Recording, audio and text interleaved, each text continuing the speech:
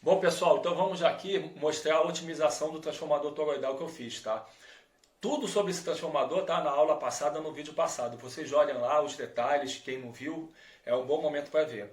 Bom, por que eu otimizei ele? Porque eu notei que ele podia dar mais potência do que estava dando. Eu tinha posto 3 espigas por volt. Eu vi que ele com 2 espigas por volt é que é o valor certo para essa quantidade de núcleo, para esse tamanho de núcleo. Que núcleo eu estou usando? Eu estou usando aqui 2,5 kg de ferro.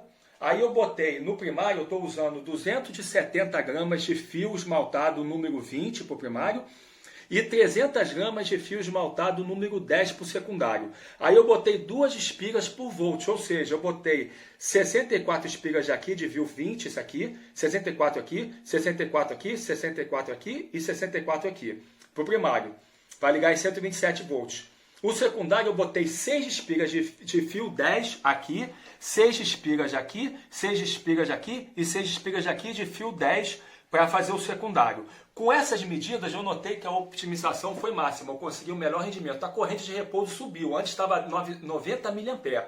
A corrente de repouso subiu, mas não importa, que isso é uma corrente falsa, uma corrente reativa e indutiva. Ela entra e volta. Eu não pago por essa corrente e nem aquece o meu material. É uma corrente reativa que ela entra e volta. Eu vou mostrar para vocês. Ó.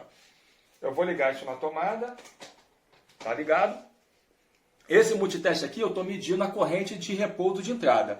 Esse aqui eu estou medindo a tensão de saída que está aqui. E esse aqui eu estou medindo a tensão de entrada aqui. Note que a corrente está um pouco alta, mas é a corrente reativa. Se eu colocar um capacitor em paralelo com uma bobina, se o valor da corrente reativa capacitiva for o mesmo valor da corrente reativa indutiva, um anula o outro. E a corrente prevalecente é a corrente real, a que realmente aquece, a que perde. Esse capacitor não tem a carga igual a dessa aqui, mas é próxima, vai reduzir um pouco a corrente. Observem só que vocês vão ver. Eu vou encostar aqui. Bom, eu não estou fazendo terra, então eu posso encostar no fio só sem tomar choque. Aí eu vou encostar o capacitor aqui, olha só o que vai acontecer com a corrente. Ó, ali naquele multiteste, ali, ó, tá vendo? A corrente caiu para 300 e poucos miliamperes. Eu vou soltar agora o capacitor, ó, repare, a corrente sobe, tá vendo? Aí eu vou botar de novo, ó. A corrente cai, tá vendo? E eu solto e a corrente sobe. Por quê? Porque esse capacitor, vou descarregar ele, esse capacitor aqui, cancelou as cargas indutivas. Então eu estou mostrando que isso é uma corrente falsa. Eu não estou preocupado com ela. Isso aqui é bom em indústrias, quando tu tem 1000 amperes indutiva. Aí vai sobrecarregar suas linhas, tem que botar bancos capacitivos para controlar o fator de potência. Aqui não precisa, eu não vou botar. Só estou mostrando que essa corrente aqui não é importante, ela é falsa. Tá? Eu não estou pagando por ela.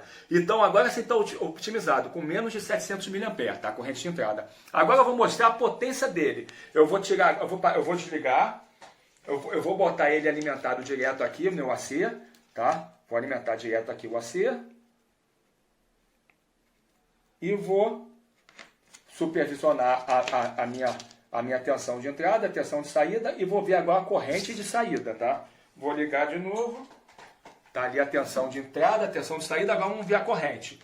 Eu vou chegar aqui, uma resistência, eu botei a resistência aqui na água para não aquecer, e vou botar quase 3 amperes. Tá, vou botar aqui, ó, reparem, ó, vou botar aqui, 13 amperes aproximadamente, ó, reparem, quase 3 amperes, olha a tensão, ó, 10.6, cai meio volt só, quase 3 amperes, vou soltar, soltei, ó, tá vendo, 11.2 e vai cair para 10.6, tá vendo, ó, 10.7, ou seja, meio volt que cai com 13 amperes, tá vendo, a tensão aqui, vou soltar.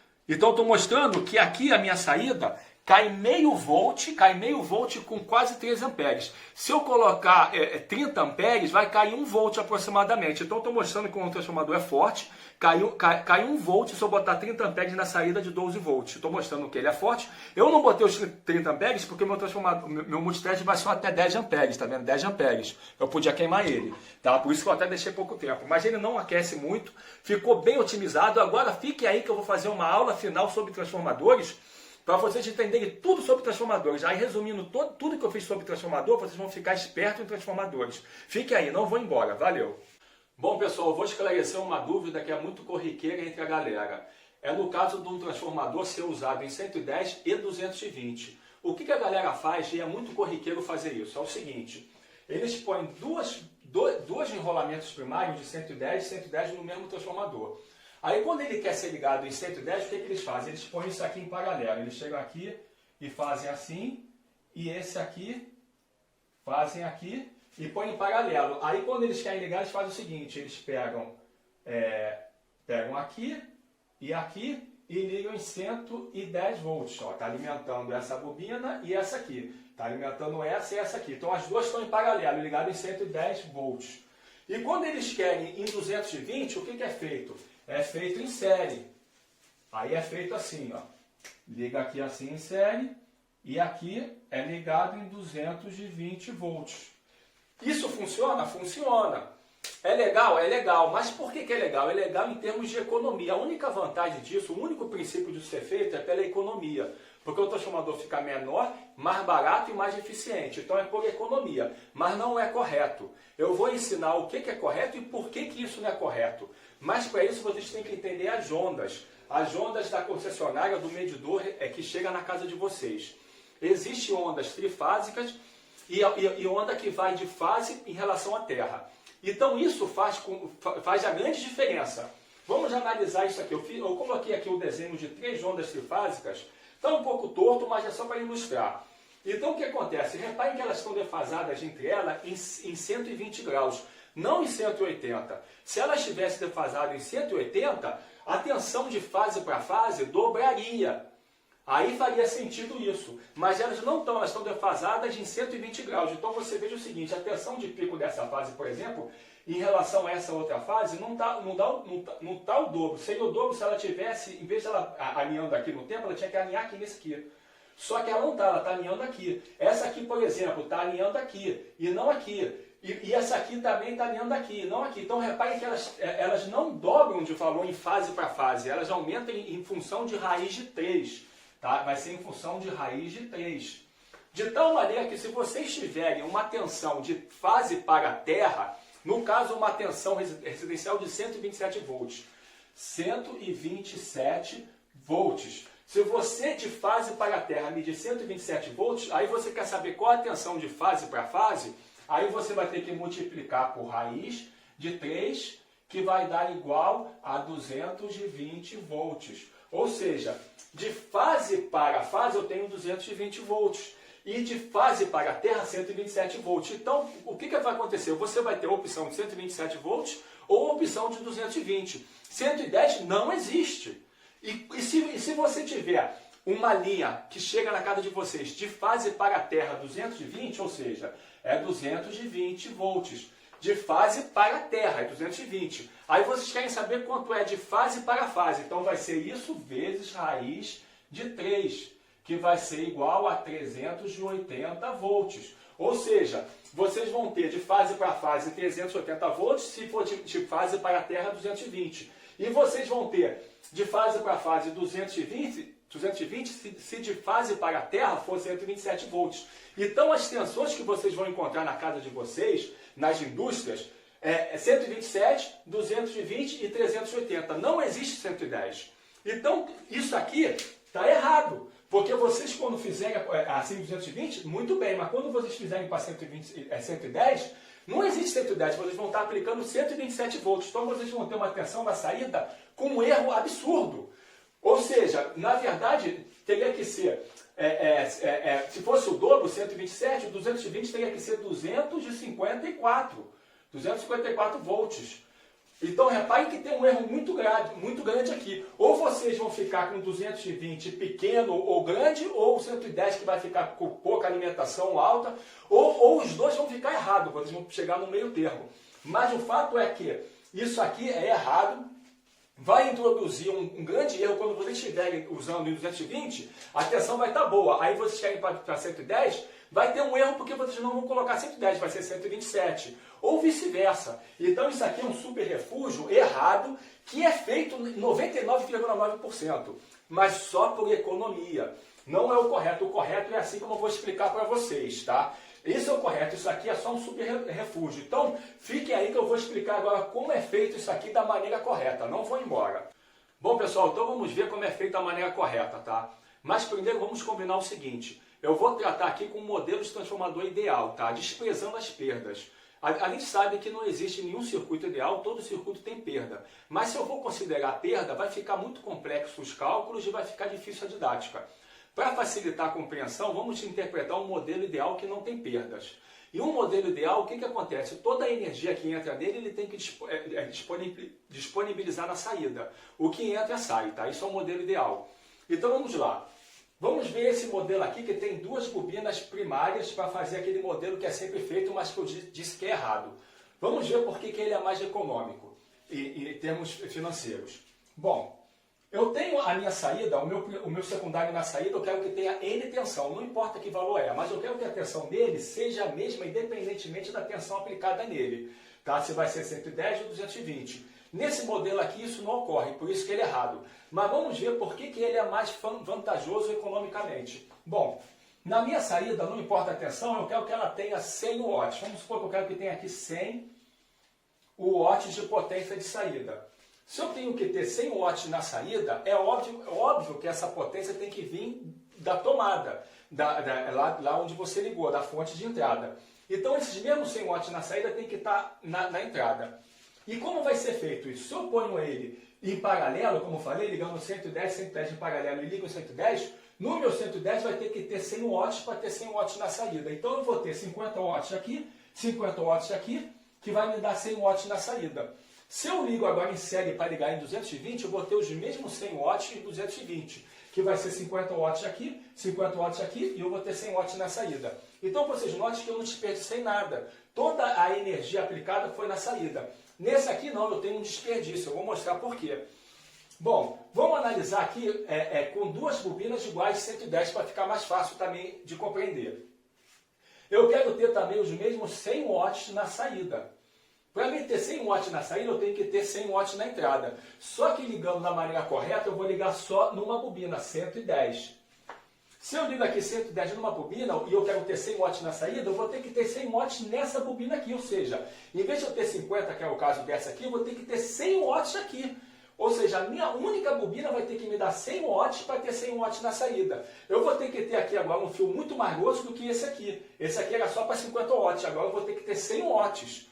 Para que com 100 watts aqui eu tenha 100 watts na saída. Então isso já me dificultou. Não é mais 50 watts, é 100. E eu vou ter que ter uma outra bobina com uma potência aqui perdida, esperando para ser ligada em 220, mas que não está sendo ligada agora. Então é outra potência que também está aqui sendo desperdiçada, prevista aqui naquela mesma área do transformador. Ou seja, eu vou ter que ter um transformador grandão, para que eu enrole mais fio, com fios mais grossos, de uma bobina que não vai estar nem sendo usada, porque senão não cabe na janela do transformador. Então eu vou ter que ter um transformador muito maior para prever uma bobina aqui que não vai ser usada. Tá? Além disso, esse aqui vai ter que ter todos 100 watts para ter 100 watts aqui no final.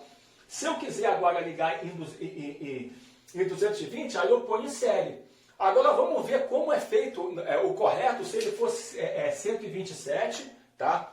Na versão de 127 e ligando aqui em 220 e 220. O que vai acontecer? Eu vou ter que fazer uma bobina aqui com 127 volts para ter os 100 watts.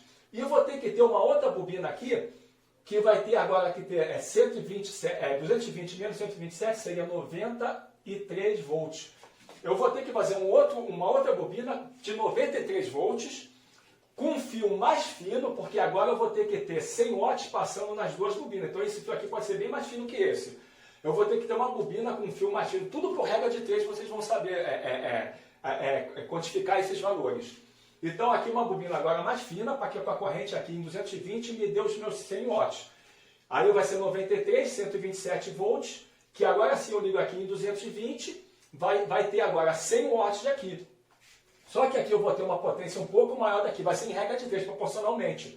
O tanto que isso aqui é maior de tensão vai ser o tanto de potência que vai ter mais que aqui. Então aqui eu vou saber qual a potência que eu vou ter que ter, eu vou saber qual a corrente que vai ter que ter, e o fio aqui é um pouco mais fino. Então essa é a maneira correta de enrolar o transformador. 127, 93, aí quando eu quero ligar em 127 eu ligo aqui, quando eu quero ligar em 220 eu ligo daqui para cá, aí eu ligo 220. Com isso, a tensão na saída vai ser o mesmo valor se eu ligo em 110, em 127 ou se eu ligo em 220. O valor não muda. Essa é a maneira correta. Mas é fácil notar que aqui o transformador tem que ser muito maior que aqui. Eu vou ter que ter os fios mais grossos, vou ter que ter uma janela aqui com uma bobina que não está sendo usada. Então, fazendo dessa maneira, é mais simples, mais barato e o transformador é menor e mais leve.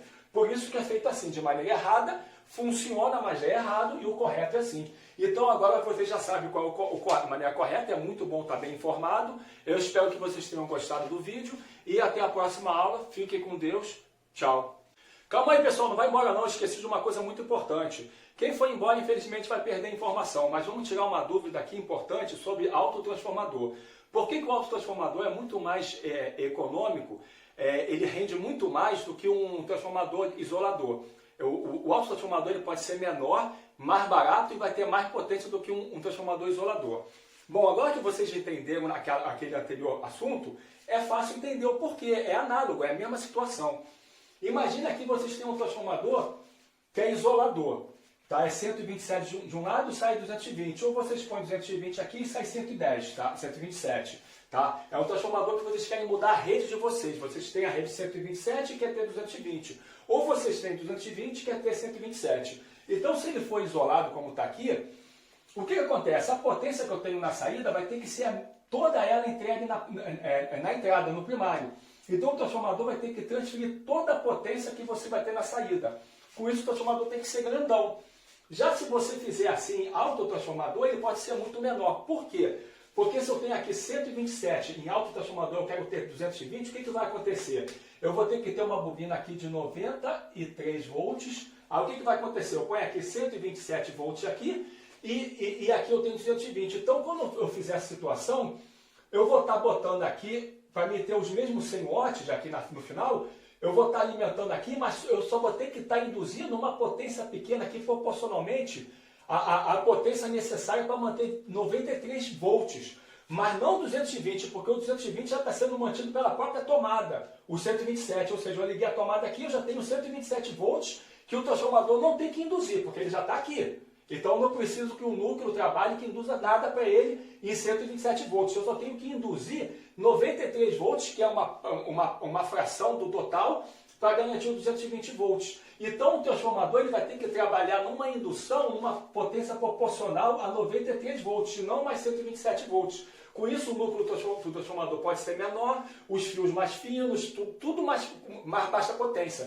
Nesse caso aqui em autotransformador, a potência que eu tenho que induzir é menor do que nesse aqui. Então em autotransformador sempre vai ser mais rendidoso. É a mesma coisa que se eu colocar agora 220 volts. Se eu colocar 220 volts e quiser ter 127, eu vou ter também que abaixar aqui, mas só que o que acontece? A própria corrente já vem pelo induzido para chegar aqui. Ele não tem que transferir todo a corrente para cá. Então vocês veem que trabalhando em autotransformador, o transformador sempre é mais rendidoso do que se for um transformador isolado. A vantagem do transformador isolador é que você aqui não toma choque. Isso aqui já não é mais em relação à terra. Você isola a linha, tá? Em alguns casos as pessoas querem isolar. Mas se você não está preocupado em fazer isolação, você não está preocupado com isso, então um transformador autotransformador sempre vai ser muito melhor do que um transformador isolador. Aí nesse caso, se vocês querem mudar a rede de vocês, a opção melhor é um autotransformador, que o transformador pode ser, por exemplo, 5 kVA pequenininho. Se vocês comprarem um transformador isolador 5 kVA, vai ser desse tamanhão. Então, por isso que é feito em autotransformador. Então, agora sim, eu já trouxe mais conhecimento para vocês. Agora sim foi o final da aula. Fiquem com Deus e até a próxima. Tchau.